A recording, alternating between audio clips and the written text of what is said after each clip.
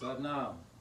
All right, now we're gonna go over mobility flow, or actually a myofascial flow, specifically for the legs and the groin, for the purpose of improving your flexibility in kicking and in your lunges, in your lateral lunges. So a lot of people have trouble getting to this position in their lunges, being able to do this, okay?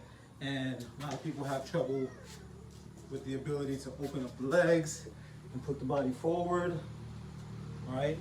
And that's because they have a lot of tension in their adductors and a lot of tension in their hip flexors and the muscles of the hip. So I'm gonna give you a quick routine that you can do to start to open that up, and you can mix it with the exercises that I recommend too to get a better result and really open up the tissue and keep it open.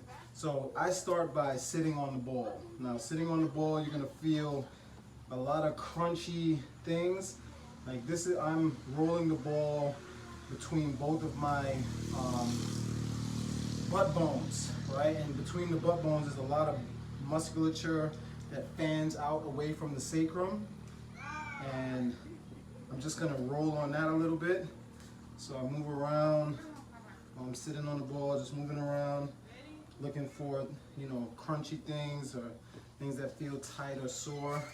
Then I'm gonna stretch out one leg and keep the other one down and start to roll back and forth right under the butt bone, right at the gluteal fold, right? So if I drop in, I can really get into my groin. If I roll back, I can really get into glute medius, right? But I'm just gonna keep doing that a little bit as I work my way down the leg, right? Turning all the way as far as I can this way, turning as far as I can this way. If I wanna go a little further, I can put my knee down here, right? And I can still do the other thing, turning. But this is more for the inner groin. When you put your knee down, you're gonna get really into that groin area, right? So I like to keep the foot planted so I can rock back and forth, right? And then as you're rocking back and forth, you're kind of going lower and lower on the leg. The ball, you kind of drag yourself back so that the ball works its way down the leg, right? And then you can go in and out, right? In and out, hitting those adductors. Try and keep the foot flat on the floor, and then you can turn it up, back and forth. You can go back and forth like that. Turn the foot all the way, turn the foot this way, move back, forth, right? And you switch sides, do the same thing.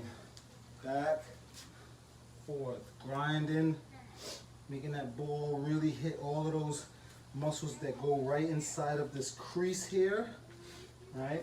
And going slowly down the leg, right? With this twisting motion, and then also back and forth motion, back and forth, all right? You're not staying on anything for too long. You're just kind of smoothing everything out, right? And then you can go from side to side. So I keep both hands on the floor and just roll side to side. Making sure I get the hamstrings, right? Go across the bone right onto the other hamstring. And then I can lean back, forward, roll, lean back, forward, roll. Now what you want to do is you want to get a quick rolling of the glute, right? So you just roll the glute, go around, getting on the top of the glute. So I'm going real high up on the top of the glute, right? Just rolling everything, looking for soreness, anything that's sensitive, just kind of just giving it a good rub out. Okay, and that should do it. It's the groin release. You can also lift your leg off the floor. See how I'm getting my hamstring here? You know, play with it, actually. Don't let my technique be static. Add to it. Play with it. Get your body to do what you want it to do by getting to know it. You know? Turn all the way to the IT band. Ooh, sore.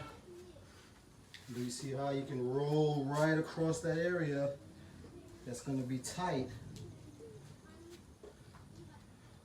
Right across that groin area. Right in that groin.